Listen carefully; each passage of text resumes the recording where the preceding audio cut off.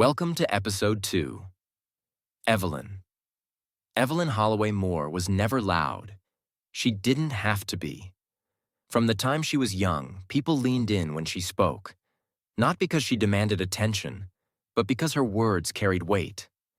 The kind of weight that comes from thinking before speaking, from listening longer than most people were willing to, from understanding that authority didn't need volume. She was the second oldest, but in many ways, she became the center of the Holloway family. The calm in the storm, the pause before arguments turned ugly, the voice that reminded everyone what they were really fighting about. As the only sibling with a law degree, Evelyn naturally took on responsibility. Contracts, land disputes, tax negotiations, insurance paperwork. If it involved the family business, it crossed her desk. But her real gift wasn't legal knowledge. It was translation. She knew how to take emotion and turn it into reason. When Caleb felt overwhelmed as the oldest, carrying the pressure of leadership he never asked for, Evelyn didn't tell him what to do. She asked him what scared him most about failing.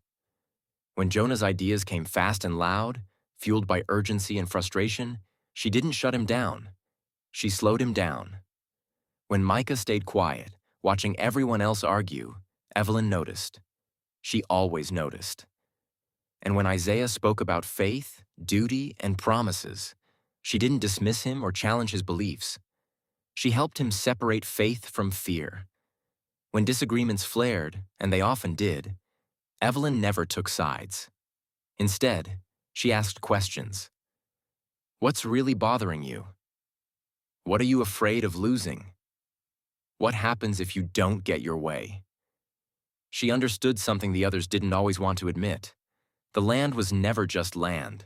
It was identity. It was proof that their parents had built something that lasted, that they had survived when others hadn't, that their name meant something beyond a mailbox or a deed. Evelyn understood that legacy could be both blessing and burden. When she was diagnosed with cancer, she didn't dramatize it. She called a family dinner, the same long table, the same chairs worn smooth from decades of elbows and hands resting in familiar places. She waited until everyone was seated before she spoke. "I'm sick," she said simply. No tears, no theatrics, just truth. She explained the diagnosis, the treatment plan, the odds, without sugarcoating them. "I'm going to fight," she said, "but I'm not going to let this tear us apart." And she meant it. Chemo weeks, family dinner still happened. Sometimes she showed up wrapped in scarves, her face thinner, her body clearly tired, but her mind sharp as ever. Papers still organized, notes still color-coded, questions still thoughtful. Bad scan days? She still brought her laptop, still reviewed documents, still made sure everyone knew what decisions needed to wait and which ones couldn't. Doctors came and went. Treatments changed. Money drained faster than anyone wanted to admit. But Evelyn kept the rhythm of the family alive. Weekly dinners, monthly meetings, quiet check-ins that happened in hallways and porches and late-night phone calls. She refused to let grief get ahead of planning. Their parents' will was clear, painfully clear. No sale, no division, no decision unless all children agreed. It was written during a time when the land was thriving, when money flowed, when unity felt inevitable. The will was designed to force togetherness. But Evelyn understood something the document didn't. Unity cannot be forced forever, especially not under pressure. In her final months, Evelyn began working quietly. She didn't announce it. She didn't ask permission. She organized documents late at night when the house was quiet.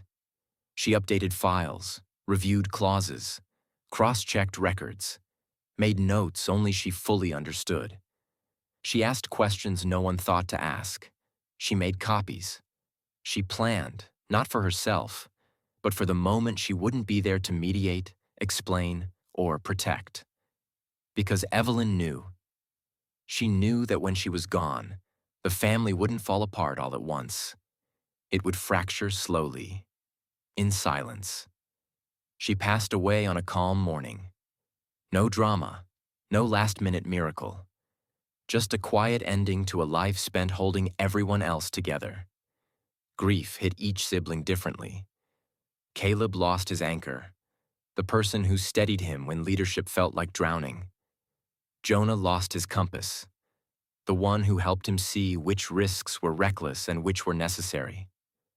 Micah lost his buffer, the person who noticed when he withdrew and gently pulled him back into the conversation. Isaiah lost the sister who translated God's will into something human, balanced, and merciful. The funeral was full: neighbors, farmers, business partners, people whose lives had been touched by decisions Evelyn made quietly, without applause. After the funeral, the family returned to the house. No one cooked. No one sat at the long table. Family dinners stopped almost immediately. Meetings turned tense. Conversations turned sharp. Without Evelyn, disagreements had no brakes. There was no one left to say, "Wait, let's slow this down." No one to remind them that disagreement wasn't betrayal.